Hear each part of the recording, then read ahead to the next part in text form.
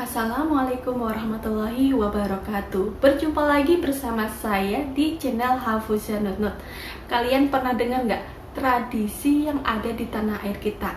Ada upacara mayat berjalan di tanah Toraja yang menjadi budaya dikenal dengan nama Manene. Upacara adat tersebut, si pihak keluarga mayat akan mengganti pakaian mayat para leluhur dengan pakaian layaknya kita yang masih hidup dan dilakukan setiap 3 tahun sekali. Beda lagi di negara Cina guys, pernikahan antara manusia saja selalu ada yang baru, selalu ada yang unik. Gimana kalau yang menikah malah hantu ya? Apa nggak ngeri deh? Kalau kamu bilang ini mitos, sejarah, kamu salah. Nyatanya pernikahan hantu di Cina serupa budaya atau tradisi yang masih berlangsung hingga kini guys. Keyakinan ini memang benar-benar ada di Cina dan telah dimulai pada 3000 tahun lalu yang sudah berlangsung selama turun-temurun, yaitu tradisi yang dilakukan dengan menikahkan dua mayat yang meninggal dalam kondisi lajang. Biasanya sering ditemui di daerah pedesaan negeri tirai bambu ini. Mereka percaya bahwa jika seorang yang meninggal dalam keadaan lajang, maka selamanya akan menghantui keluarga yang masih hidup untuk meminta pasangan di alam baka. Makanya sebelum nikah, kamu jangan mati dulu ya guys. Dengan tujuan membebaskan si arwah dari rasa penasaran, keluarganya harus mencarikan jasad lawan jenis untuk dinikahkan. Kalau enggak, katanya sih bakal terus gentayangan. Kan kasihan ya. Para keluarga hanya ingin memastikan bahwa mereka yang mati lajang enggak akan menderita sendirian di alam baka. Harapannya ya bisa bahagia bersama pasangannya. Orang Cina menyebutnya tradisi ini sebagai pernikahan hantu guys. Penjualan mayat untuk tradisi kuno ini dikabarkan memang tengah menjadi tren di Cina dalam beberapa tahun terakhir guys. Media setempat sebelumnya pernah mewartakan jasad perempuan muda bisa dihargai 10 pound sterling atau sekitar 174 juta. Sayangnya tradisi yang telah dilaksanakan sejak 3000 tahun lalu ini telah memicu aksi pembunuhan berbayar. Dalam arti, perempuan yang masih hidup dibunuh untuk dijual kepada pihak keluarga yang membutuhkan, berubah menjelma praktek perdagangan manusia. Gara-gara tradisi ini guys, kedapatan 3 pria ditahan polisi setempat terkait kasus pembunuhan perempuan yang mengidap keterbelakangan mental.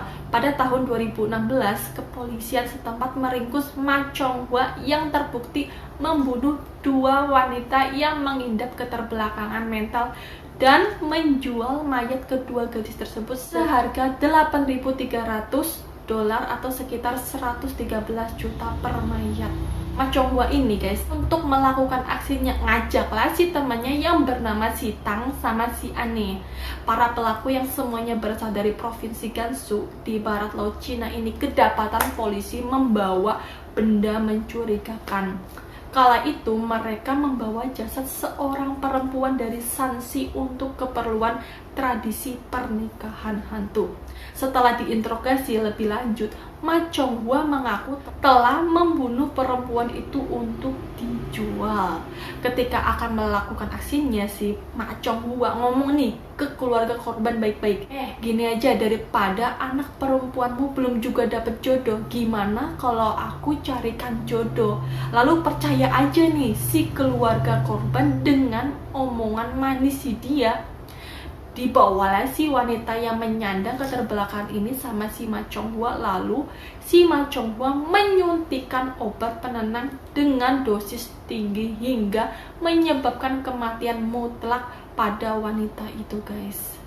Ternyata modus serupa pernah Ma Chonghua lakukan pada seorang perempuan pengidap keterbelakangan mental lainnya. Mayat korban yang satu itu dijual kepada keluarga di Shanxi. Akibatnya perbuatan ini Ma Chonghua terjerat pidana pembunuhan. Mampus nggak sih? Mampus loh.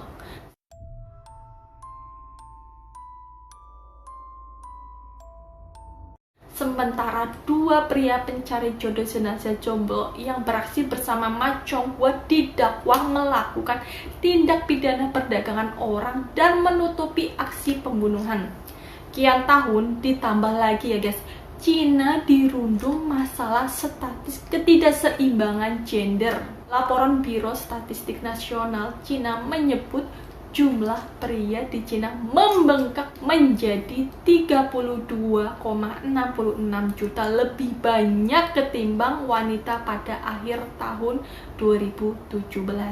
Di Provinsi Shanxi, pria-pria yang melajang dan tidak memiliki peluang untuk berjodoh dengan seorang wanita dianggap momok bagi banyak orang tua. Jadi kayak omongan para tetangga gitu guys, kalau anak mereka belum juga menikah.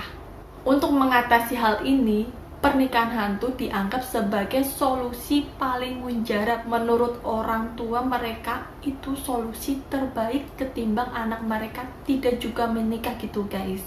Buruknya lagi ya guys, ketika kabar mengenai gadis muda yang tengah sekarat, puluhan keluarga bergegas memadati rumah sakit bersiap untuk berperang di pasar lelang mayat. Lebih mengherankan lagi, keluarga si wanita yang tengah sekarat ini nih membolehkan lelang terjadi berharap uang ketimbang kesembuhan anak gadis mereka. Ketika perang lelang berakhir dan keluarga si gadis telah bersepakat akan menyerahkan mayat pada pemenang lelang. Menurut Wang Qinghon menyebut tradisi ini masih dianggap lumrah oleh sebagian besar masyarakat Cina. Selama bertahun-tahun nih ya, Huang melakukan penelitian di kawasan dataran tinggi Loess. Cina menganggap tradisi yang tadi anggap tabu bagi masyarakat setempat. Jadi di Cina itu tidak ada seorang pun penduduk yang menyembunyikan tradisi tentang pernikahan hantu. Terang-terangan gitu guys, kayak kita mau beli cabai di pasar. Pada pernikahan hantu, keluarga kedua mayat yang dinikahkan meminta mahar layaknya pernikahan tradisional biasa seperti perhiasan, pelayanan, bahkan hingga rumah mewah. Tapi semua barang tersebut diberikan dalam bentuk kertas. Tak hanya memperhatikan mahar, pernikahan hantu juga mempertimbangkan faktor usia dan latar belakang keluarga, sama pentingnya dengan pernikahan tradisional biasa guys. Pemilihan mempelai pun tak sembarangan loh. Biasanya keluarga akan menyewa jasa seorang mak comblang gitu loh. Dan upacara tersebut akan ada nisan kedua mempelai dan sebuah perjamuan. Terus setelah itu mereka menggali tulang-tulang mempelai perempuan dan menempatkan di dalam kuburan sang pengantin pria. Bahkan di provinsi Guangdong dan Shanxi misalnya, nyaris semua sopir taksi pernah memiliki pengalaman turut mengatur pernikahan hantu atau bahkan sekedar menyaksikan ritual tradisional tersebut dihelat. Praktik ini berkembang menjadi lebih rumit saat seorang yang masih lajang dilegalkan berjodoh dengan mayat. Dan semua berawal dari gengsi perlombaan sebuah status sosial guys. Jadi tuh kalau kamu misal jomblo nih, gak punya pasangan, daripada menanggung malu, mending menikah sama mayat menurut paham mereka gitu loh guys. Ketika status telah menikah dianggap mampu menaikkan derajat seseorang, mayat berubah menjadi komoditas yang bisa diperdagangkan dan menghasilkan uang dalam jumlah besar. Cina mulai dibanjiri laporan-laporan perampokan makam dan bahkan kasus pembunuhan. Pembunuhan di Cina begitu berhubungan dengan adanya ritual ini. Ya, di negara dikenal sebagai ibu kota keramik dunia ini sedang berlangsung bisnis haram penjualan mayat untuk dinikahkan. Kok ada ya yang tega cari keuntungan dari warisan budaya begini? Ampun deh. Dulu bisnis ini sempat dilarang di bawah pemerintah komunisme. Tapi entah gimana ceritanya sekarang kembali berkembang. Baru-baru ini sebuah keluarga kaya raya di Cina menyanggupi membayar mayat perempuan sebesar 200 juta untuk dijadikan pengantin. Sejak tahun 2013, di kawasan Dongbao Utara Provinsi Shanxi, Cina misalnya, tercatat 15 mayat yang hilang. Pada tahun 2015, ada 14 mayat perempuan yang dicuri di satu desa di Provinsi Shanxi juga. Belum lama ini, sosok jasad perempuan dari sebuah kuburan di Cina dicuri untuk dinikahkan dengan seorang pria lajang yang sudah meninggal. Tentu saja anaknya begitu heboh mencari jasad ibunya dan terus-menerus mencari dan mengutuk si pelaku. Si Huang Qinghuan mengatakan harga mayat atau tulang belulang wanita muda makin meningkat tajam. Bukannya nggak ada ketegasan dari pemerintah. Sudah ada hukum loh untuk melarang tindakan ilegal itu. Tapi para perampok masih saja berkeliaran menggali kuburan. Duh, seenaknya ya guys. Tahun lalu, seorang pria ditangkap di Liangcheng. Polisi mengatakan telah membunuh perempuan dan kemudian menjual mayatnya kepada keluarga yang mencari pasangan pengantin hantu. Penasaran kenapa hal setega ini bisa terjadi? Jadi gini nih, di beberapa kabupaten di Cina, di Shanxi misalnya, tempat terjadinya kasus pembunuhan terbaru, banyak sekali pria muda lajang yang bekerja di pertambangan batu bara dan memiliki angka kematian tinggi.